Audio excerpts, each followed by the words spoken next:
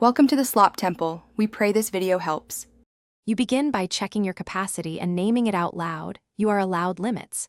Explain briefly why you need boundaries and how long you can listen. Say something like, I care, but I have limited space right now. Can we set 20 minutes? This both respects you and signals structure. Once done, offer an alternative, a later time, a trusted professional, or a resource list. Make sure to use calm tone and firm phrases so your boundary feels real and kind. You now steer the interaction toward containment. Start with one focused question to limit scope, for example, what one thing is most urgent right now?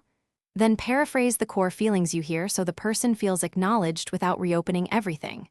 Once acknowledged, name a practical next step, a short breathing break, a timed follow-up, or referral. Make sure to set the timer or say the pause phrase to end safely. This creates predictable boundaries and reduces re-triggering. You finish by closing clearly. State the end, recap one agreed action, and set a follow-up window. For example, we stop now. I can check in tomorrow at 3 p.m. Provide concrete resources so they have options beyond you.